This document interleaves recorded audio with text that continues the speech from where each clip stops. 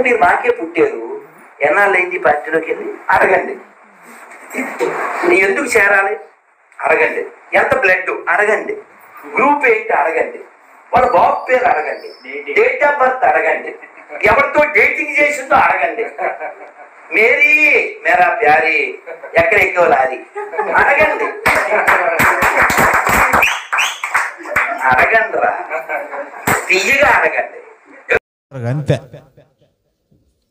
మరి యేసు ఎప్పుడు పుట్టాడు, ఎక్కడ పుట్టాడు? సామెతల గ్రంథం 8వ అధ్యాయం. ఒకసారి వాడు అడిగాడు కాబట్టి వాడికి చెప్పాలి కదా. మరి ఈ వీడియో కూడా వెళ్ళిపోద్ది యూట్యూబ్లో. కాబట్టి మనకు తెలియాలి, ఇలాంటి మూర్ఖులకు కూడా సమాచారం అందాలనేదే నా ఆశ. అందరు బైబిల్లో పనిచేయండి. సామెతల గ్రంథం 8వ అధ్యాయం మొదట వచనం చదవండి. జ్ఞానము ఘోషించుచున్నది. ఆగుదాం ఒక్కసారి. జ్ఞానం ఏం చేస్తుందట? ఘోషిస్తుంది. అఘోరించేవలే వెధవా అని అంటా ఉంటారు, చూసారా?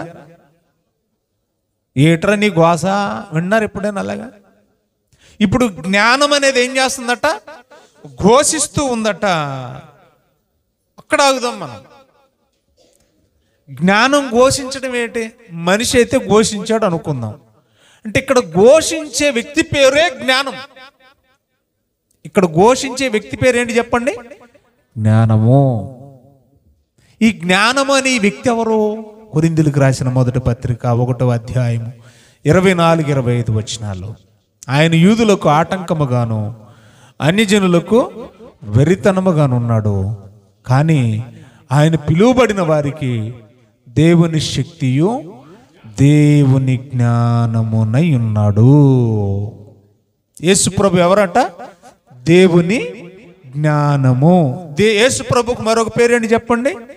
దేవుని జ్ఞానం. ఇంకొక పేరు అక్కడ ఉన్న పేరు చెప్పండి, దేవుని శక్తి. ఇవన్నీ ఎవరి పేర్లు? ఆ యేసు ప్రభు పేర్లు. అంటే సామెతల గ్రంథంలో పరిశుద్ధాత్మ ప్రేరణతో సొలొమోను వ్రాస్తున్నది ఎవరి గురించో కాదు.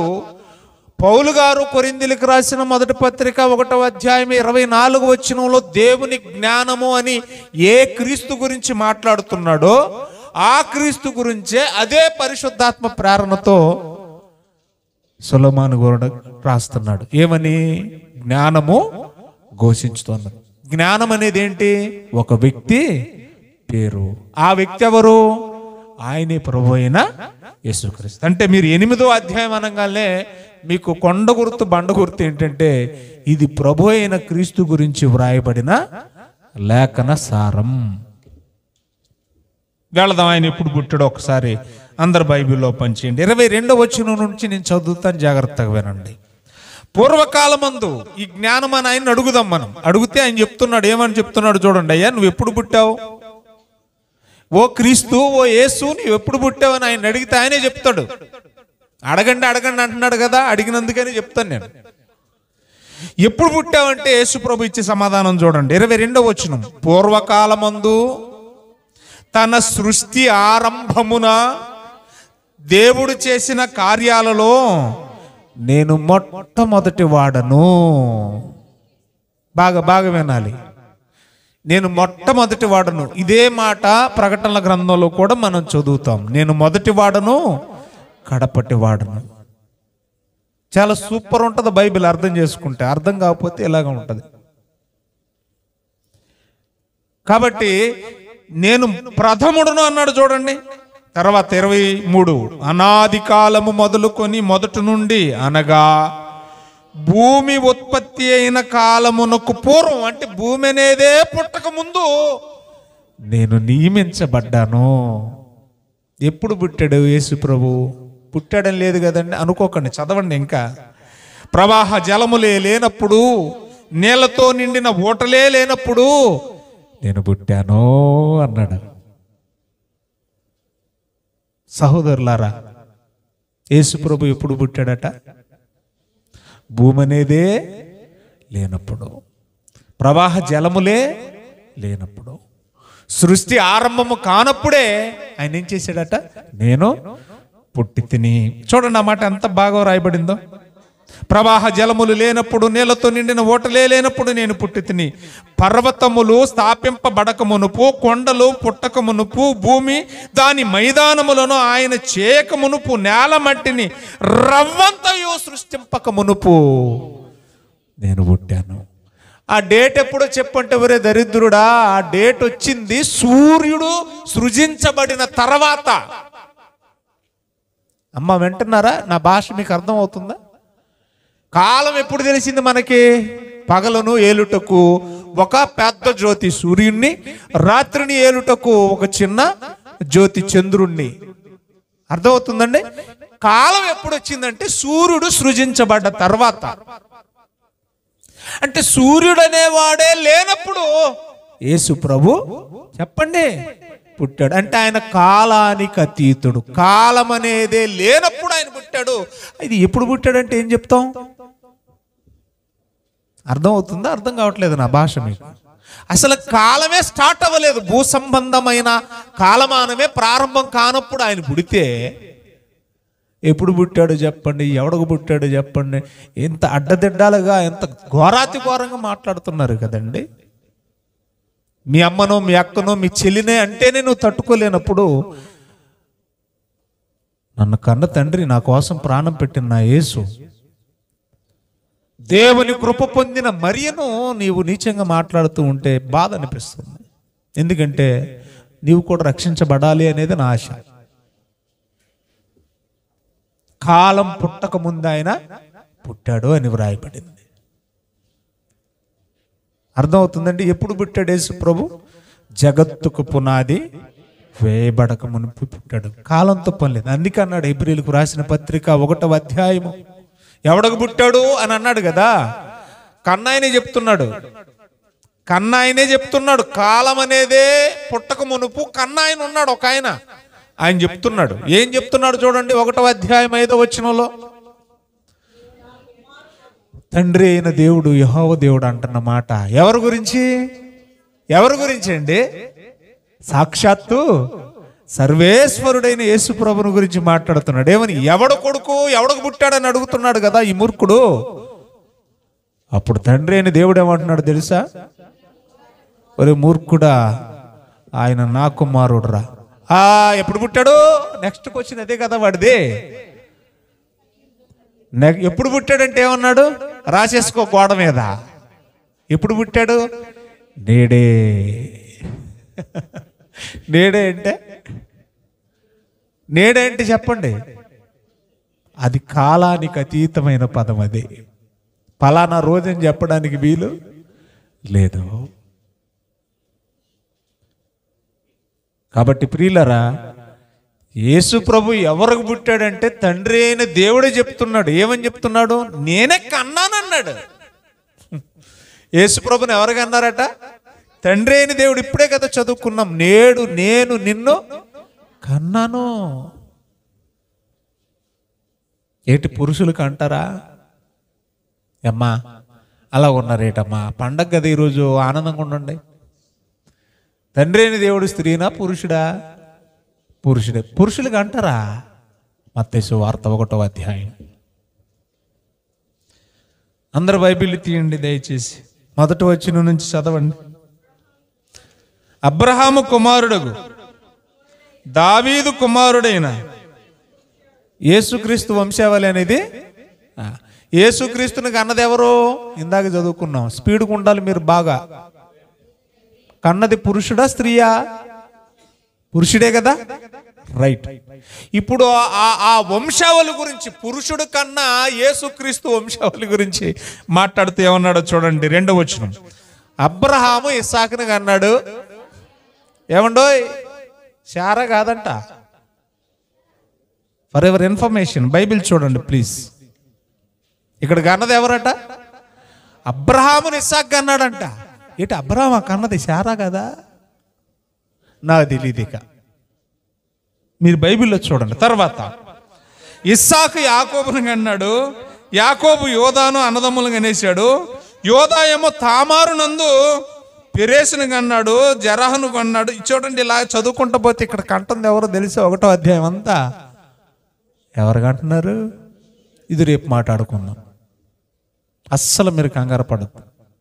ఎలాగైతేనేమి కన్నారు కాబట్టి కన్న కొడుకయ్యాడు. ఇప్పుడు యేసు ప్రభు ఎవరు పుట్టారు చెప్పండి? తండ్రి అయిన దేవుడికి. ఒకటి బాగా గుర్తుపెట్టుకోండి. రెండో కోణం చెప్తున్నాను, జాగ్రత్తగా వినాలి. శరీరాన్ని ధరించుకొని ఈ లోకానికి రావడానికి మరియమ్మ ఒక పాత్రగా అవసరమైంది. తల్లి గర్భం అవసరమైంది కాబట్టి ఆవిడ కడుపున దేవుడే పుట్టించాడు. దేవుడే పుట్టించాడు గనుక ఆమె యోసేపు కుమారుడు అని అతను అనబడ్డాడు. మరియ కుమారుడు అని అనబడిను. వినాలి బాగా నా మాట. అమ్మ, నా మాట అర్థమవుతుందా? వాస్తవానికి ఎవరు కుమారుడు ఆయన? దేవుని నమ్ముతారా మీరు? దానికి కూడా ఎవిడెన్స్ కావాలంటారా? యేసుక్రీస్తు ఎవరికి పుట్టాడు అన్నాడు కాబట్టి ముందు ఎవిడెన్స్ ఇచ్చాను నేను. ఎవరు కుమారుడు ఆయన? దేవుని. డౌట్ ఉందా? డౌట్ ఉంటే చెప్పండి, మీకు దండం పెడతాను. దేవుని కుమారుడని ఎక్కడుందండి బైబిల్లో అని ఒకవేళ సందేహం ఉంటే టక్క 2 రెఫరెన్స్లు రాసుకోండి. చూడండి, లోకసు వార్త 1వ అధ్యాయం 32 వచనం. లోకసు వార్త 1వ అధ్యాయం 32 తీసిన వాళ్ళు వెంటనే చదివేయాలి.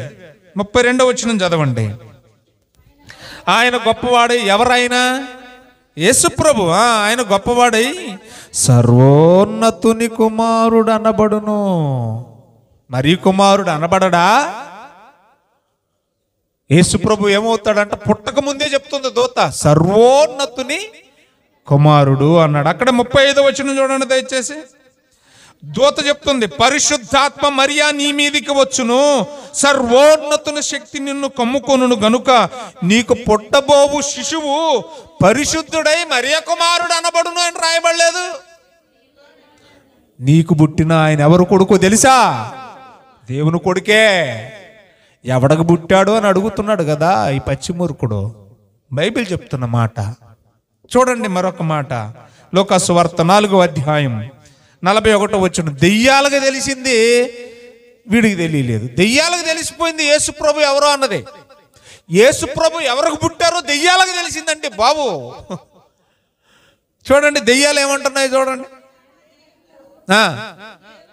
దెయ్యాలు అంటండి, దెయ్యాలు ఏమంటున్నాయట?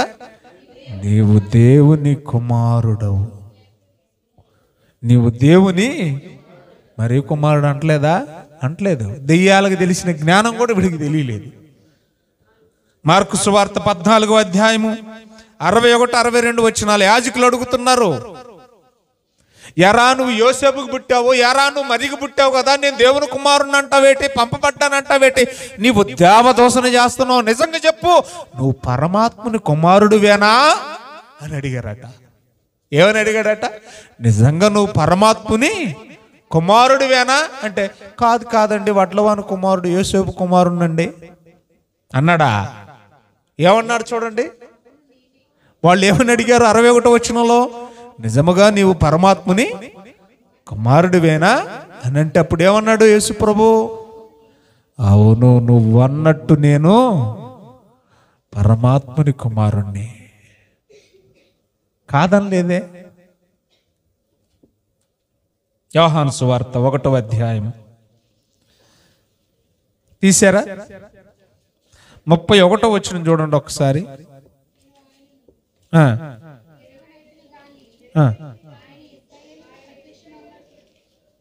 చదవండి.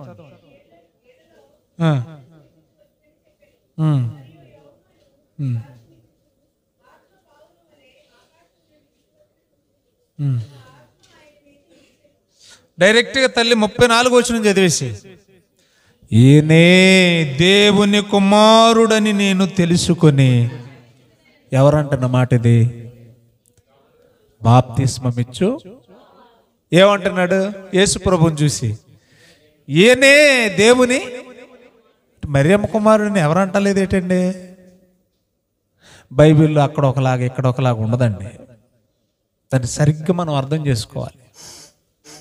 సాక్షాత్తు బాప్తిస్మం ఇచ్చి యోహాను కూడా ఏమన్నాడు? ఈయన దేవుని కుమారుడని నేను తెలుసుకొని సాక్ష్యం ఇస్తున్నాను.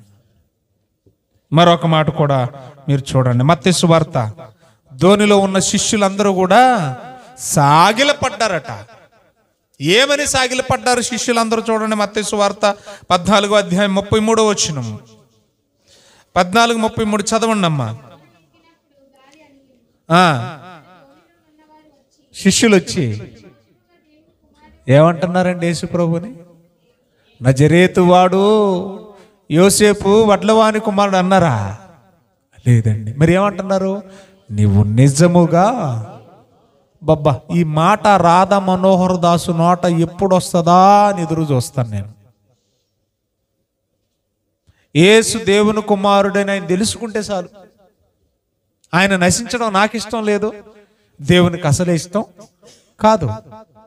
అందరూ అంతటా మారు మనసు పొందాలని దేవుడు కోరుకో. అంటే అన్నావులే మేరీ మేరా ప్యారీ, నువ్వు ఎక్కడెక్కేవు లారీ, నువ్వు అంటే అన్నావులే. కానీ ఒకరోజు నీ కళ్ళు తెరవబడాలి, నీవు కూడా సత్యాన్ని తెలుసుకోవాలి. ఎంత చక్కని మాట ఇప్పుడు మనం చదువుకున్న మాట. సాగిలపడ్డారంటండి. నీవు నిజముగా దేవుని కుమారుడు అంటున్నారు శిష్యులు. మత్తయి సువార్త 1వ అధ్యాయం 17వ వచనం. మత్తయి సువార్త. అలిసిపోతారండి. ఎవడికి పుట్టాడని నా దగ్గరకు వచ్చాడు అనుకోండి, ఒకవేళ నా దగ్గర కూర్చుంటే ఏమండి అలిసిపోయే రెఫరెన్సులు చూపిస్తాను.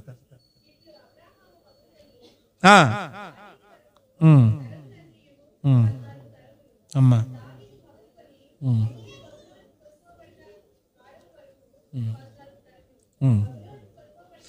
ఎన్నో వచ్చిన 17ఏనమ్మా? 17ఏనా? నేను స్కిప్ అయిపోయినట్టుకున్నాను. లోకాసు వార్త. ఇప్పుడు మీకు తెలియవలసిన విషయం ఏంటంటే, బేసిక్గా ఎవరు కుమారుడు ఎంతవరకు ఉన్న రెఫరెన్స్లు బేస్ చేసుకుని దేవుని కుమారుడు. మీకు ఒక చిన్న ఎగ్జాంపుల్ చెప్తానండి. కన్నది నేనండి నా బిడ్డని, పండున్నాడండి. ఇప్పుడు నేనేం చేశానంటే గంగాధర్ మాస్టర్కి ఇచ్చేసాను. నేను ఆయనకి ఇచ్చానంటే ఆయనకు అనుగ్రహించాను, బైబిల్ పరిభాషలో అనుగ్రహించాను, వాడుక భాషలో ఇచ్చేసాను. సో ఆయన సమక్షంలో పెంచబడుతున్నాడు కాబట్టి చిన్నప్పటి నుంచి వాడు డాడీ డాడీ డాడీ అని పిలవడం మొదలెట్టాడు. చూసే వాళ్ళందరూ ఏమనుకుంటారు? వాళ్ళ అబ్బాయి అనుకుంటాడు. అంటే ఏమని ఎంచబడ్డాడు? గంగాధర్ మాస్టర్ వాళ్ళ కుమారుడని ఎంచబడిన, అంతే. కన్నది ఆయన కాదు, ఎంచబడ్డాడు పెంచినందుకు. ఇది మీకు బాగా ఎక్కితే ఇప్పుడు ఈ రెఫరెన్స్ చదవండి, ఎంత బాగుంటుందో. లోకాసు వార్త. అందరు బైబిల్ ఓపెన్ చేయాలి. 3వ అధ్యాయం. అమ్మా అందరు బైబిల్ ఓపెన్ చేయండి. లోకాసు వార్త 3వ అధ్యాయం 22వ వచనం.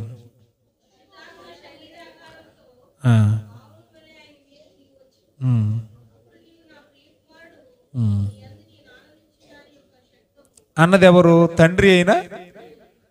ఇక్కడే ఉన్న ఆన్సర్, మీరు బాగా వినండి. తండ్రి అయిన దేవుడేమో నా ప్రియ కుమారుడు అన్నాడు. మరి యోసేపు కుమారుడు కాదా అంటే వెంటనే ముందు చూడండి 23లో. యేసు బోధింప మొదలు పెట్టినప్పుడు ఆయన దాదాపు 30 ఏళ్ల ఈడు గలవాడు. ఆయన యోసేపు కుమారుడని ఎంచబడ్డాడంతే, పెంచాడు కాబట్టి. కనలే. ఇందాక ఎగ్జాంపుల్ మీకు అర్థమైందా? ఎవరు కొడుకు? బేసిక్గా తండ్రి అయినా దేవుడు కన్న కొడుకు, కానీ పెంచింది ఇచ్చింది యోసేపు కాబట్టి, మరియా యోసేపులకి ఇచ్చాడు కాబట్టి, పెంచింది వాళ్ళు కాబట్టి సమాజం దృష్టిలో ఏమని ఎంచబడ్డాడు? యోసేపు కుమారుడని. ఎంత క్లారిటీగా ఉందండి బైబిల్లో. ఇంతవరకు క్లియర్ అయిపోయింది కదా? రైట్. ఇప్పుడు వీళ్ళ సందేహం ఏంటంటే, లారీ ఎక్కిందా, బస్సు ఎక్కిందా? నేనేమంటానంటే ప్రియులరా, చరిత్రలోకి వెళుతున్నాను, బాగా వినండి. ఒక సంగతి గురించి మనం మాట్లాడుకుంటున్నప్పుడు ఒళ్ళు దగ్గర పెట్టుకోవాలి. చరిత్రను ఆ సందర్భాలు, ఆ కాలానికి వెళ్ళి ఆలోచించేయాలి. చరిత్ర గురించి మనం మాట్లాడుకుంటున్నప్పుడు చరిత్ర ఏ కాలంలో ఎలాంటి సామాజిక పరిస్థితుల మధ్య ఈ సంభవాలు జరిగాయి అనేవి ఆలోచించాలి. ఎందుకంటే ఇప్పుడున్న టెక్నాలజీ వేరు, ఇప్పుడున్న పరిస్థితులు వేరు, మన పూర్వీకుల కాలంలో ఉన్న సామాజిక పరిస్థితులు వేరు. ఇప్పుడున్న సామాజిక పరిస్థితులు వేరు. సామాజిక పరిస్థితులు దృష్టిలో పెట్టుకొని మాట్లాడాలి. సౌదీ ఉందండి. ఈ గల్ఫ్ కంట్రీస్లో సామాజిక పరిస్థితులు వేరు. మన తెలుగు రాష్ట్రాల్లో, మన ఇండియాలో సామాజిక పరిస్థితులు వేరు. ఎలాగంటే మీకు అర్థమయ్యే భాషలో చెప్తున్నాను.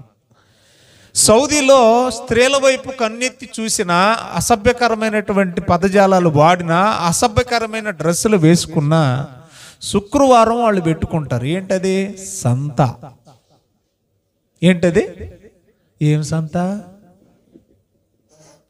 తెలుసా మీకు?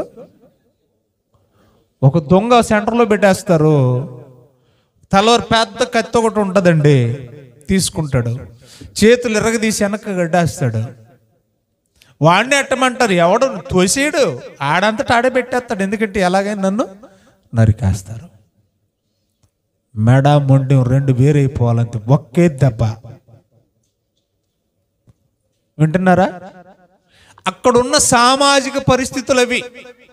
అంటే ఒక్క మాటలో చెప్పాలంటే సౌదీలో ఉన్న పరిస్థితులు ఏంటంటే, స్త్రీల పట్ల ఏవైనా అసభ్యకరమైనటువంటి పరిస్థితులు కనిపించాయనుకోండి, చూస్తే చాలు వాడేమైపోతాడు?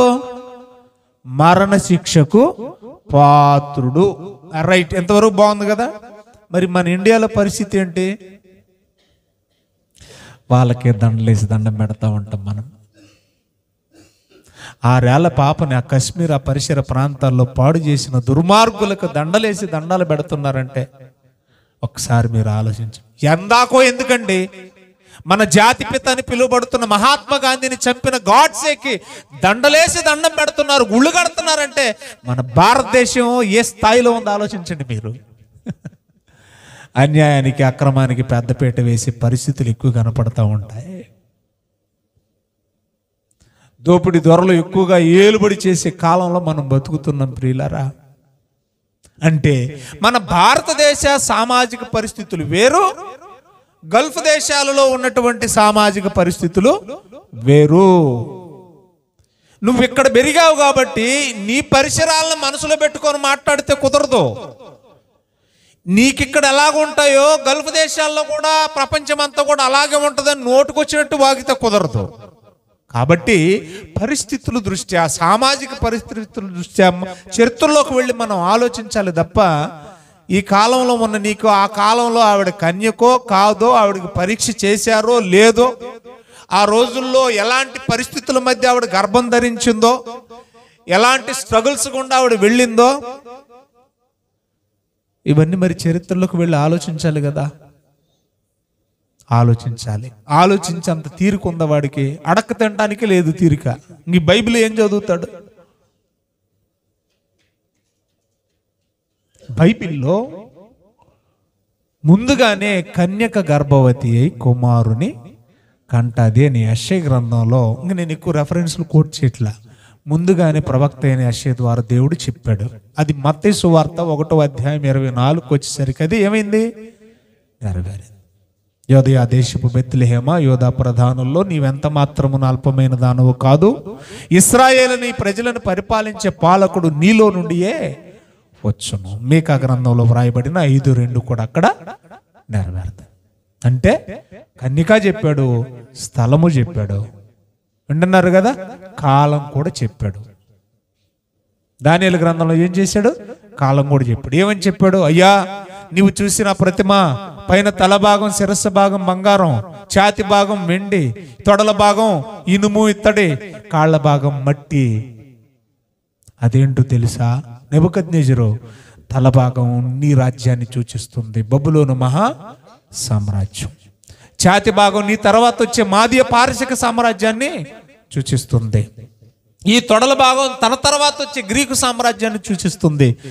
ఆ చివరి భాగమే రాయి లాంటి ఉక్కు పాదం మోపిన రోమా సామ్రాజ్యాన్ని చూపిస్తుంది. కానీ బొమ్మ మొత్తాన్ని ఒక చిన్న రాయి వచ్చి పిండి చేసి పొడి పొడి చేసిందే, ఆ రాయి మూలకు తలరాయి, అది రోమా ప్రభుత్వ పాలనలో రాబోతుంది అన్నాడు. అంటే యేసు ప్రభు ఎప్పుడు పుడతాడో కూడా ముందే చెప్పేశాడు. ఎక్కడ పుడతాడో, ఎప్పుడు పుడతాడో, ఎవరికి పుడతాడో ఎంత పర్టికులర్గా రాయబడి ఉన్నాయండి బైబిల్లో. కన్యకకు పుడతాడని తెలిసి కన్యకకే పుట్టాడని వచ్చి ఇన్ఫర్మేషన్ ఇచ్చేసారు ఆల్రెడీ. ఎవరికి ఇచ్చారు ఇన్ఫర్మేషను? రాజుకి ఇచ్చారు. బాగా వినాలి, ఇన్ఫర్మేషన్ ఇవ్వక ఎవరికి ఇచ్చారట? రాజు అయినా హేరోదుకి ఇచ్చాడు. ఇప్పుడు వీళ్ళంతా కూడా యూదులా కాదా? ఇశ్రాయేలీలేనా? మరియమ్మ ఇశ్రాయేలీరాలేనా? చాలా మందికి మరియమ్మ ఇశ్రాయేలీరాలు, యూదురాలు, క్రైస్తవురాలు అన్న సంగతి కూడా తెలియదండి. నేను ఈ మధ్య ఒక సహోదరుడు నోట విన్నాను. ఒక పెద్ద సేవకుడు అన్నాడంట, మరియమ్మ క్రిస్టియన్ కాదంటున్నాడట. ఇది ఎక్కడ కూడా?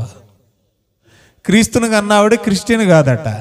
క్రీస్తునికి అన్నావిడే క్రైస్తవురాలు కాకపోతే అసలు మనం ఏమవుతామని క్రైస్తవులం అవుతాం? ఆలోచించాలి మీరు. సరే, విషయానికి వచ్చి మనం ఆలోచిద్దాం. యూదుల్లో, ఇశ్రాయేలీల్లో ఎలాంటి పరిస్థితులు ఉన్నాయి ఒక్కసారి బైబిల్లోకి వెళ్ళి మనం ఆలోచన చేస్తే, ఇప్పుడు ఇందాక ఒక ఎగ్జాంపుల్ చెప్పాను కదా, సామాజిక పరిస్థితులని. గల్ఫ్ దేశాల్లో ఏదైనా పొరపాటు చేస్తే వెంటనే వాడికి శిక్ష అమలు చేస్తారు. అలాగే అసలు గల్ఫ్ దేశాల్లో ఉన్నోళ్ళు కూడా ఈ జాతోళ్లే. అబ్రహాము సంతానమే కదా, అబ్రహాము సంతానమే. ఈ అబ్రహాము సంతానం నుంచేనే ఇశ్రాయేలీలు, యూదులు వచ్చారు. ఆయనలో నుంచే వచ్చారు. ఇప్పుడు అమల్లో ఉన్న ఆ శిక్షలు కూడా ఒకనాడు ధర్మశాస్త్రంలో అమల్లో ఉన్నవే. సో వాళ్ళకు ఉన్నటువంటి ఒక సామాజిక పరిస్థితి ఇప్పుడు మనం బైబిల్లో చూస్తున్నాం. అందరూ బైబిల్ ఓపెన్ చేయాలి. ఏమ్మా, పాత నిబంధనలో అందరూ బైబిల్ ఓపెన్ చేయాలి. తీసారా? సంఖ్యాకాండం 15వ అధ్యాయం 33 నుంచి 36 వరకు రాసుకోండి, చదవకండి. ఇక్కడ ఒక వ్యక్తి, ఒక అతనట శనివారం అనగా విశ్రాంతి దినం పుల్లలు ఎరుకోవడానికి వెళ్ళాడట. అమ్మలారా నమస్కారం. వ్యభిచారం చేశాడా? దొంగతనం చేశాడా? ఎవరినైనా పొడి చేసి హత్య చేశాడా? వండుకోవడానికి ఏం చేశాడంట? పుల్లలు ఎరుకోవడానికి పోయాడు. మీరేం చేస్తారు? పాపం పోనీలేండ్రా, ఆడు నిన్న తిన్నాడో లేదు, పోనీ గ్యాస్ ఉందో అయిపోయిందో కదా. మనం జనరల్గా ఇలాగే కదా ఆలోచిస్తాం. కానీ యూదులు అలా ఆలోచించరు. సామాజిక పరిస్థితులు దృష్టిలో పెట్టుకోండి. ఆ దినాలలో యూదుల మధ్య ఉన్నటువంటి కట్టడలు మీకు తెలియాలి. పుల్లలేరడానికి వెళ్ళినోడిని రాళ్ళు తీసుకుని కూడా చంపేశారంట. పాయింట్కి రావాలి మీరు బాగా. పుల్లలేరుకొని వెళ్తే రాళ్ళతో కూడా చంపేస్తారా? ఎస్, అది దేవుని కట్టడ. దాన్ని మీరు ఏం చేస్తారు చెప్పండి. 20వ అధ్యాయం నిర్గమకాండాలు చదువుకున్న, విశ్రాంతి దినాన మీరు ఏ పని చేయొద్దు. దాన్ని ఏం చేశాడంట? మీరాడు. Very good. అదే 20వ అధ్యాయంలో వ్రాయబడిన మాట ఏంటో తెలుసా? నీ పొరుగువాని భార్యను ఆశించొద్దు, వ్యభిచారం చేయవద్దు. అంటే ఇది మీరినా కూడా ఏంటి చెప్పండి? సేమ్ శిక్ష. అర్థమవుతుందా? ఒకడికి పెళ్ళయిందంట. నేను మామూలుగా చెప్తే మీకు అర్థం కాదుగా. ద్వితీయోపదేశకాండం తీయండి దయచేసి. పెళ్ళైన కొన్నాళ్ళ కట్ట పెళ్ళం మీద అనుమానం వచ్చిందంట వీడికి. ఎవరి మీద వచ్చిందంట? మాట్లాడండి. నేను చేసుకున్న ఈ పిల్ల కన్య కాదు అంటున్నాడంట. నీకెట్ట తెలిసిందిరా? అడిగి తెలిసిపోయిందంట. మరి ఇది తీసుకెళ్ళి రచ్చబండలో పెట్టాడట. ఏమండి, నాకు ఆల్రెడీ అన్ని అనుభవించిన అమ్మాయిని తీసుకొచ్చి పెళ్లి చేశారు, నా పెళ్ళం కన్యకు కాదన్నాడట. అప్పుడు వాళ్ళు అన్నారట, తీసుకురండి రా, వీధిలోకి నడబజార్లో తీసిరండి. వినాలి బాగా. ఆ అమ్మాయి మెచ్యూర్ అయినప్పుడు యూదులకు ఒక ఆచారం ఉంటుంది. ఇలాంటి సమస్య ఏదైనా వచ్చినప్పుడు వాళ్ళకున్న ఆధారం ఆ కాలానికి, అప్పుడుకున్న జ్ఞానానికి, మెచ్యూర్ అయినప్పుడు బ్లడ్ అయినటువంటి క్లాత్ ఏదైతే ఉంటుందో ఆ క్లాత్ ఒకటి సపరేట్గా పెడతారు వాళ్ళు. దాన్ని బేక్ చేసుకొని ఆ బ్లడ్ని ఇలా పట్టి ఇలా చూసి చెప్పేస్తారు, ఈ అమ్మాయి కన్యక కాదా. ఇప్పుడు ఇష్యూ అయిన బ్లడ్ తీసుకుంటారు, ఆ నెలసరిలో వచ్చేది. మెచ్యూర్ అయినప్పుడు వచ్చినటువంటి బ్లడ్ తీసుకుంటారు, రెండింటిని వాళ్ళు ఇలా ఇలా టచ్ చేసి చెప్పేస్తారు. అప్పుడున్న టెక్నాలజీ ఇది. సో తీసుకొచ్చారట. ఏం జరిగిందో ఒకసారి చూద్దామండి. ఒకసారి అందరు బైబిల్లో పంచండి. ఎందుకంటే యోధా జాతిలో, యోధా సాంప్రదాయాల్లో, యోధా సంస్కృతిలో, యోధా సామాజిక పరిస్థితుల్లో ఎలాంటి సందర్భాల మధ్య కన్యక గర్భం ధరించిందో ఈ మూర్ఖుడికి తెలియాలి. లారీ ఎక్కిందా, టెప్పర్ ఎక్కిందా, వీడికి తెలియలేదనుకోండి, ఆ టెప్పర్ దొక్కేస్తుందండి. ఏమండి, ఒక పవిత్రురాలు, దేవుని కృప పొందిన ఒక మహా తల్లిని నీచాతి నీచంగా మాట్లాడే ముందు చారిత్రకంగా ఏం జరిగింది, సామాజికంగా ఏం జరిగింది, ఎలాంటి పరిస్థితులు ఉన్నాయి యూదుల మధ్య అనేది మీకు తెలియాలి. చూడండి దయచేసి 22వ అధ్యాయము 13వ వచనం నుంచి చదవండి. అమ్మా, ద్వితీయోపదేశకాండం బాగా వాక్యం వినాలి మీరు. అసలు మనసు ఎటు అటు తిరగొద్దు దయచేసి, సమయం అసలే చూడొద్దు. ద్వితీయోపదేశకాండం 22:13. ఒకడు ఒక స్త్రీని పెళ్లి చేసుకున్నాడంటండి. అమ్మా, ఆమె దగ్గరికి వెళ్ళిన తర్వాత, ఫస్ట్ నైట్ అయిన తర్వాత ఆవిడ మీద అనుమానం వచ్చిందంట. ఏమని అనుమానం వచ్చింది ఇతనికి? ఆమె చెడ్డదని.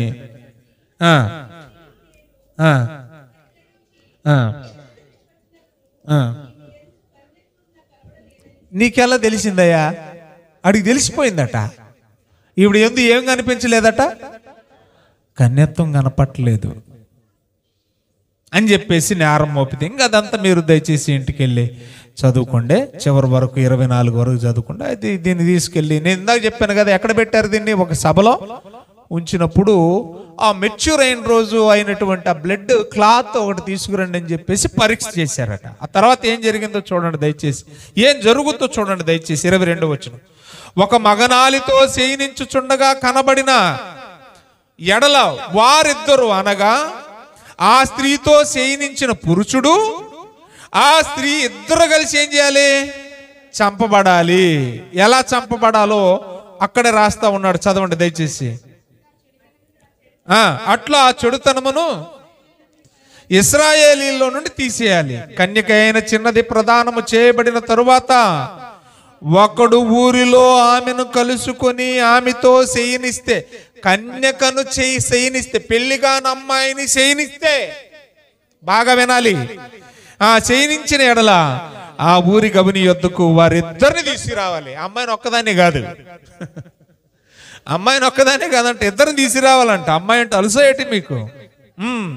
అప్పుడేమవుతుందో చూడండి. ఆ చిన్నది ఒకవేళ తప్పు చేసింది, శయనించింది, వ్యభిచారం వల్లనే గర్భము ధరించిందని రుజువైతే, చదవాలి, కేకలు వేయాలట. కేకలు వేస్తారట. కేకలు వేసి తన పొరుగు వారి భార్యను అవమానించినందున వాణ్ణి, ఏమండి, కన్యత్వాన్ని పోగొట్టుకున్నందున ఆమెను ఏం చేయాలో చెప్పండి. ఏం చేయాలో చెప్పండి గట్టిగా. ఏం చేయాలో గట్టిగా చెప్పండి. కనికరించకుండా రాళ్లతో కొట్టి చంపాలి. ఇక వినండి బాగా. ఇది ఎవరి మధ్య ఉన్న సామాజిక పరిస్థితి, ఎవరి మధ్య ఉన్న ఆచారం ఇది? ఇశ్రాయేలీలు లేదా యూదులు. ఇప్పుడు ఏ సంస్కృతిలో, ఏ జాతిలో పుట్టింది కన్యమరియా? అదే ఇశ్రాయేలీలు, అదే యోధా జాతిలో పుట్టింది. తప్పు చేస్తే ఎలాంటి శిక్షలు అమల్లో ఉన్నాయని మనం చదువుకున్నాం. కనికరించక రాళ్లతో కొట్టి చంపేయడమే. అలాగని రుజువులు లేకుండా చంపేస్తారా? చంపారు. ప్రతిదానికి ఎవిడెన్స్ ఉండాలి. ఇంకా చాలా ఉన్నాయి, నాకు చెప్పడానికి టైం సరిపోదు. రెఫరెన్సులు రాసుకోండి. రాజుల మొదటి గ్రంథం 12వ అధ్యాయము 18వ వచనం. వెట్టి పనులు చేసే వాళ్ళ మీద అధికారం ఒకడు ఉంటాడు. అతని పేరే, ఏమండి, వెట్టి పనులు చేసే అధికారి అని వ్రాయబడింది. అతని పేరు అక్కడ మెన్షన్ చేశాడు. ఆయన చేసి చిన్నపాటి పొరపాటుకి రాళ్లతో కొట్టి చంపేశారట. ఏమండి, తర్వాత మీ అందరికీ తెలిసిన సందర్భం చెప్తున్నాను, వినాలి, అటు ఇటు చూడకండి. రాజుల మొదటి గ్రంథం 21వ అధ్యాయము 10 నుంచి 13 వచనాలు రాసుకోండి. ఇక్కడ మీ అందరికి తెలిసిన గొప్ప స్టోరీ ఏంటో తెలుసా? రైతైన నాబోతు, యెజ్రెయేలు వాడైనా చెప్పండి, నాబోతు. వాస్తవానికి నాబోతు తప్పు చేయకపోయిన అబద్ధ సాక్షులు నిలబెట్టించి ఇతడు దేవుణ్ణి దూషించాడు, రాజును కూడా అగౌరవపరిచారంటే ఏం చేశారు? నాబోతుని రాళ్లతో కొట్టి ఇశ్రాయేలీడేనా? ఏమండి, రాళ్లతో కొట్టి, చెప్పుడు మాటలు విని రాళ్లతో కొట్టి ఏం చేశారు? చంపేశారు. కొంచెం మనం కిందికి వెళ్ళి ఆలోచన చేస్తే ప్రియులారా, కొంచెం కిందికి క్రొత్త నిబంధనకు వద్దాం. మీరు అనగొచ్చునేమని, అది పాత నిబంధన కదండి, మరి కొత్త నిబంధన కాలంలో జరుగుద్దా అని అంటే, అపోస్తులు పరిచర్య ప్రారంభించేంత వరకు పాత నిబంధన అమల్లోనే ఉంది. అర్థమవుతుంది మీకు? యేసు ప్రభు పుట్టాక కూడా పాత నిబంధన అమల్లో ఉంది. యేసు ప్రభు పుట్టాక కూడా, వచనం రాసుకోండి, యోహాను సువార్త 8వ అధ్యాయం 3వ వచనంలో, వ్యభిచారమందు పట్టబడ్డ ఒక స్త్రీని తీసుకొచ్చారు, రాళ్ళు పట్టుకున్నారట. ఇది ఎప్పుడు జరిగింది? ఇది పాత నిబంధనలో జరిగింది కాదు, క్రొత్త నిబంధనలో యేసు పుట్టాక జరిగింది. ఏం చేస్తుందని ఈమెను పట్టుకున్నారట రాళ్లతో కొట్టి చంపడానికి? వ్యభిచారమందు పట్టబడింది. అంటే ఈ శిక్షలు ఎప్పటి వరకు అమల్లో ఉన్నాయి? యేసు పుట్టేంత వరకు కూడా అమల్లోనే ఉన్నాయి. మరొక మాట చెప్పనా? 7వ అధ్యాయం 59వ వచనం రాసుకోండి, అపోస్తుల కార్యాలు. స్టెఫెన్ను దేన్ని తీసుకొని కొట్టారు చెప్పండి? రాళ్లతో కొట్టారు. ఇంక రెండు విషయానికి, ఒకవేళ మేరీ మేరా ప్యారీ, నువ్వు ఎక్కడెక్కావు లారీ? ఏ లారీ ఎక్కావే అని అంటే, నువ్వు అన్నట్టు ఆవిడ ఏదో ఒక లారీ ఎక్కితే ఆవిడ ఏం చేసేవాళ్ళు మీరు చెప్పండి? ఇన్ని మాటలు అన్న తర్వాత మాట్లాడాలి మీరు. ఆవిడ ఏం చేసేవారు? చేసి ఉండేవారు. పోని మరి ఎందుకు చంపలేదు? వాళ్ళు ఈడికంటే బుర్ర తక్కువ వాళ్ళ ఏటే? ఏమ్మా, నిజంగానే ఆవిడ గర్భం ధరించింది లారీ ఎక్కి అయితే, మళ్ళీ మాట్లాడుతున్నాను నేను, ఆవిడ ఏం చేసి ఉంటారు చెప్పండి అమ్మా, మీ పుణ్యం ఉంటుంది. రాళ్లతో కొట్టి చంపలేదంటే మీరు డైరెక్ట్గా చెప్పాలి, ఇందులో ముసుగులు గుద్దులాట్లేదు. ఆవిడ చెప్పాలి, అన్యాయంగా అక్రమంగా గర్భము ధరించలేదు. క్లియర్?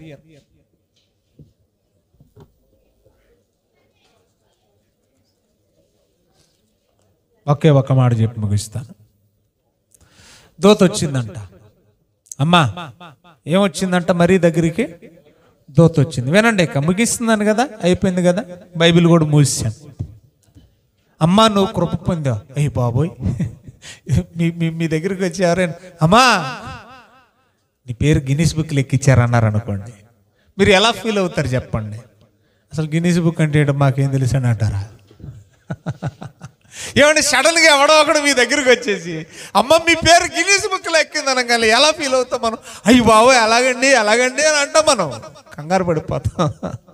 అలాగే దూత వచ్చి ఏమందో తెలుసా? దయాప్రాప్తురాలా, నీకు శుభం, నీవు దేవుని వలన కృప పొంది. అదేంటండి దూతగారు, ఇంతమంది ఆడాళ్ళు ఉన్నారు, ఇంతమంది ఉన్నారు కదా, నేనేనా అంటే ఎస్ నీవే. పైపెచ్చు లేఖనాలు బాగా తెలుసు మరీకి. అంటే యెషయా గ్రంథంలో వ్రాయబడిన ఆ మాట నా గురించి అన్న దూత అంటే అవునమ్మా. ఇది ఎలా సాధ్యం? అప్పుడు చెప్తుంది దూత ఏమన్నా తెలుసా? దేవుని శక్తి నిన్ను కమ్ముకుంటది. చెప్పండి చెప్పండి, ఏం కమ్ముకుంటదట? యేసు ప్రభువు మరియకు పుట్టడం ఏ శక్తి వల్ల పుట్టాడు? మానవ శక్తితో కాదు. మానవ శక్తితో అయితే వాడన్నట్లుగా లోకానుసారంగా మాట్లాడుతున్నాను, వ్యభిచారమే అనుకుందాం. ఒకవేళ స్త్రీ పురుషుల కలయిక దౌర్భాగ్యుడి దృష్టిలో వ్యభిచారమే అయితే, మరియ గర్భం ధరించింది, పురుషుని ప్రమేయం లేదు. మరి ఎలాగట? లోకాసు వార్త ప్రార్థన చేసుకుందాం. చూడండి, లోకాసు వార్త తీశారా? టైం అయిపోయింది. అందుకు కొంతమంది రెప్పల మీద దెయ్యం వచ్చి కూర్చుంటుంది, అలా జాయిగా దిగిపోతున్నాయి, జాకీలు దిగిపోయినట్టు. ఏంటి అవి? రెప్పలు. లోకాసు వార్త 1వ అధ్యాయం తీశారమ్మా? అందరు తీయండి, ప్రార్థన చేసుకుందాం. 28వ వచనం నుంచి. ఆ దూత లోపలికి వచ్చి ఆమెను చూసి, దయాప్రాప్తురాల నీకు శుభం, ప్రభువు నీకు తోడై ఉన్నాడని చెప్పాడు. ఆమె మాటకు కంగారు పడిపోయి ఏంటి శుభవచనం అర్జెంటుగా చెప్పేయి. ఏమైంది అర్జెంటుగా చెప్పేయంటే దూత అంటుంది కదా, మరియా భయపడకో, ఎందుకంటే నువ్వు వినే వార్త బాంబు లాంటి వార్త. నీకు అర్థం అవుతుందా? నువ్వు వినే వార్త ఎలాంటి వార్త? బాంబు లాంటి వార్త. ఏమ్మా, ఎంగేజ్మెంట్ అయిందండి అంతే, ఇంకా పెళ్ళి అవ్వలే, మాట అనుకుందాం. కానీ పెళ్ళి కొడుకు తెలిసిందేమని తెలిసి, ఎంగేజ్మెంట్ అయ్యాక తెలిసిందేమని, మీ ఆవిడ ప్రెగ్నెంట్. నిజంగా ఎవడైనా ఏలుకుంటాడా? మళ్ళా మనమాట, యోసేపు నీతిమంతుడు కాబట్టి, యోసేపు ఎలా అంటాడు? నీతిమంతుడు కాబట్టి ఏం చేశాడంట? దేవుని మాటను నమ్మి, దేవుడి మాట ఉత్తిగా నమ్మలే యోసేపు కూడా. స్వప్నమందు యోసేపు కూడా ఈ దూత వెళ్ళే చెప్పింది, ఓరయ్యా మీ ఆవిడని అనుమానించుకు, ఆవిడ గర్భం ధరించింది, ఇదిగో మేరా ప్యారీ, ఓ మేరీ, ఓ లారీ అన్నాడు దౌర్భాగ్యుడు. ఇలాంటి దుష్టుల మాటలను నువ్వు నమ్మకు. ఆవిడ ఎలా గర్భం ధరించిందో తెలుసా? అది పర్టికులర్గా చెప్తున్నాడు చూడండి. అమ్మా నీవు దేవుని కృప పొందావు, ఇదిగో నీవు గర్భము ధరించి కుమారుని కంటావు, ఆయనకి యేసు అనే పేరు పెడతావు. తర్వాత చదవండి, ఆయన గొప్పవాడై సర్వోన్నతుని కుమారుడు అనబడును. ప్రభు అయిన దేవుడు ఆయన తండ్రి అయిన దావీదు సింహాసనం ఆయనకి ఇస్తాడు. ఆయన యాకోబు వంశస్థులను యుగయుగాలు ఏలును. ఆయన రాజ్యము అంతములేనిదై ఉండును. చదవాలా? అందుకు మరి అన్నదే, అయ్యా నేను ఇప్పటికి పురుషుణ్ణి టచ్ చేయలేదయ్యా, ఇది నాకు ఎలా జరుగుద్ది? బాగా వినాలి, ఇదే ఆన్సర్. కన్య అయిన మరియ గర్భానికి కళంకాన్ని ఆపాదిస్తున్న కపట సహోదరుల ఆగడాలు కడిగి పడేస్తున్న బైబిల్ దైవ గ్రంథరాజ్యం. కడిగి పడేయడమే ఇక వాచ్ చేస్తుంది. వాక్యానుకున్న శక్తి అది. ఏం చేస్తుందట వాక్యం? ఉదక స్నానం చేస్తుంది. మరి కడగాలి కదా, కడుగుతోంది వాక్యం. సబ్బు వంటిది కదా. ఇది ఎలా సాధ్యమయ్యా? నేను పురుషుని ఎరుగుందని అంటే అప్పుడు ఆవిడ అంటుంది చూడండి, ఇది ఎలాగూ జరుగునని దూత అంటుంది, అమ్మా పరిశుద్ధాత్మ నీ మీదకు వస్తుంది, సర్వోన్నతుని శక్తి నిన్ను కమ్ముకొనును గనుక బిడ్డ పుడతాడు. ఎవరి శక్తి వల్ల బిడ్డ పుడతాడు? సర్వోన్నతుని శక్తి వలన. అంటే మానవ శక్తి వల్ల కాదా? కాదు. అలాగైతే పెళ్లి కాకముందే గర్భం ధరిస్తే మానవ శక్తి వల్ల అయితే అది ఇల్లీగల్ అవుతుంది. కానీ ఇది ఏ శక్తి వల్ల ఈ గర్భం ధరిస్తుందంటే ఇవిడ సర్వోన్నతుని, ఆయనే దేవుడు. దీన్ని మళ్ళా శారీరకంగా తీసుకోవడం అంటే దేవుడు గూడాడా, పరిశుద్ధాత్ముడు గూడాడా? దౌర్భాగ్యుల చరిత్రలో ఒక్కొక్కడు ఒక్కొక్క రకంగా రాసుకున్నారు. యూదులు తాల్ముడి గ్రంథంలో రాసుకున్నారట. ఏమని రాసుకున్నారు? ప్యాండర్ అనేటువంటి వ్యక్తితో ఈవిడ అక్రమ సంబంధం చేసి యేసుని కన్నదని రాసుకున్నాడు. బబులోడు తాల్ముళ్ళు ఇంకొకలాగా రాసుకున్నాడంట. బెన్ అజరియా అనేవాడు రాసుకున్నాడు. బాస్టర్డ్ అంటే దుర్బీజుడు అని రాసుకున్నాడట. మరొకరు రోమా ప్రభుత్వ పాలనలో రోమా సైనికుడు ఒకడు ఉన్నాడంట, ఆడి పేరు ప్యాంతర్ అట. అంటే ఎవడు పడతాడు, ఎవడికి నచ్చినట్టు రాసేసుకుంటే రాసినట్టు అయిపోద్దంటే మరి అమ్మ. ప్యాంతర్ అనే రోమా సైనికుడు ఉంటే ఆ ప్యాంతర్ భార్య, సైనికుడు భార్యకు రోజు కుప్పేయడానికి వెళ్ళేదంట మరి అమ్మ. మరి ఈడు చూశాడు, ఈడు నిన్న కాకమని రాసుకున్నాడు. చరిత్ర ఎప్పటిది? 2000 సంవత్సరాల క్రితం. అప్పుడు ఆవిడ ముడేయడానికి వెళ్ళిందో, కొప్పేయడానికి వెళ్ళిందో, పూలెట్టడానికి వెళ్ళిందో నువ్వు చూసావా? ఆవిడ లేనప్పుడు అంటే ప్యాంతర్తో ఈవిడ వ్యభిచారం చేసిందంటే వ్యభిచారం వల్ల పుట్టినవాడు యేసు ప్రభు అని రాసేసుకున్నాడు. అంటే యేసు ప్రభు మీద, ఆయన పుట్టుక మీద, మరియ గర్భం మీద కళంకాన్ని ఆపాదిస్తుంది ఏదో నేడు రాధా మనోహర్ దాసు కాదు. ఇది ఎప్పటి నుంచి ఉందో తెలుసా? ఇప్పుడు చూపిస్తాను చూడండి రెఫరెన్స్. యోహాను సువార్త ప్రార్థన చేసుకుందాం. యోహాను సువార్త 8వ అధ్యాయం 41వ వచనం చూడండి దయచేసి, ప్రార్థన చేసుకుందాం. యోహాను సువార్త 8వ అధ్యాయం 40 నుంచి చదవండి పోని. ఇప్పుడు ఇక్కడ సందర్భం ఏంటో తెలుసా? అందరూ చూడండి, లాస్ట్ వర్డ్ కదా. మేము అబ్రహాము సంతానం అంటున్నారంట. ఎవరు? యూదులు. అప్పుడు యేసుప్రభు అన్నాడు, ఒరే నిజంగా మీరు అబ్రహాం సంతానం అయితే అబ్రహాము క్రియలు మీలో ఎక్కడా నాకు కనిపించడం లేదా? ఆయనకున్న విశ్వాసం ఏది, ఆయనకున్న నిరీక్షణ ఏది, ఆయనకున్న ఓర్పు ఏది? మీరు బండబూతులు ఆడుతున్నారు, అసలు ఆయన బూత్ అంటేనే తెలియదే, ఆయన పిల్లలని ఎలా చెప్పుకుంటున్నారు రా బాబు? మీరు అబ్రహాము పిల్లలు కాదు, అపవాదికి బంగారు బిడ్డలని చెప్పాడు అంటే యేసుప్రభు. ఆ మాటకు వాళ్ళు ఏమంటున్నారు చూడండి దయచేసి. 40 వచనం, దేవుని వలన వినిన సత్యము మీతో చెప్పిన వాడనైన నన్ను మీరిప్పుడు చంపవెదుగుతారు. అబ్రహాము బాగా వినాలి, అబ్రహాము నా కోసం తన కొడుకునే చంపేసుకుంటే మీరేం చేస్తున్నారు? నన్ను చంపాలనుకుంటున్నారు. అబ్రహాం గొప్పోడా మీరు గొప్పోళ్ళా? వినాలి బాగా. అబ్రహాము నా కోసం ఏం చేశాడు? తన కుమారుణ్ణి బలిచ్చాడు. మీరు నన్నేం చేస్తున్నారు? మీరు బలి అప్పాడు, మీ పిల్లలు కాదు, నన్నే బలియాలనుకుంటున్నారు మీరు. నిజంగా మీరు అబ్రహాం పిల్లలా? ఎంత రివర్స్లో ఉన్నారు? అదే అంటున్నాడు ఆయన. అట్టు చేయట్లేదు మీరు. 41 వచనం, మీరు మీ తండ్రి క్రియలే చేయొచ్చు. ఎవరంట వీళ్ళ తండ్రి? ఎవరు వీళ్ళ తండ్రి అని చెప్తున్నాడు యేసు ప్రభు. అక్కడే 44 వచనంలో, మీరు మీ తండ్రి యగు అపవాది సంబంధులు. వాళ్ళు ఏమంటున్నారు? మేము అబ్రహాం పిల్లలు. యేసు ప్రభు ఏమంటున్నాడు? కాదు కాదు, మీరు దెయ్యం పిల్లలు. మీరు ఎవరు పిల్లలు? మీరు దెయ్యం పిల్లలు అంటే అప్పుడు వాళ్ళకి మండిందంట. మండి ఇలాంటి వాళ్ళు అప్పుడు కూడా ఉన్నారు. ఎలాంటి వాళ్ళు? వాడి పేరు ఎందుకులేండి, వాడు రాదో లేకపోతే మనోహరో లేకపోతే దాసో నాకే అర్థం కాలే. యేసు ప్రభు గురించి యూట్యూబ్లోకి వెళ్ళి చూస్తే చాలా జుగుత్సాకరంగా ఉంటాయి అన్నమాట పదాలు. ఏటి సిలివేటి, దాని మీద చున్నీ ఏంటి, సున్ని ఏటి, ఫన్నీలాగా అంటాడు. మరి అదే సున్ని నువ్వు నమ్ముకున్నోడి మెడలో కూడా ఉంది, చూసుకున్నావు మరి? అది ఫన్నీగా అనిపించలేదా నీకు? రండి దయచేసి ఇక్కడ ఏమంటున్నాడు చూడండి, కంటిన్యూ చేద్దామండి. మీరు మీ తండ్రి క్రియలే చేస్తున్నారని వాళ్ళు తన్నందుకు వాళ్ళు ఏమంటున్నారు చూడండి యేసుప్రభుని. అప్పుడు యేసుప్రభుని వాళ్ళు ఏమంటున్నారు చూడండి. యేసుప్రభుని అన్నారా వాళ్ళకు వాళ్ళు నిందించుకుంటున్నారు. బాగా చూడాలి వాక్యాన్ని. వారు అంటున్నారు వారు ఐఫన్ ఇచ్చాడు. వాళ్ళు అంటున్న మాట, మేము వ్యభిచారము వలన పుట్టిన వారము కాము. ఏటట? మేము వ్యభిచారము వలన పుట్టిన వారము అంటే ఎలా తీసుకున్నారు దీన్ని?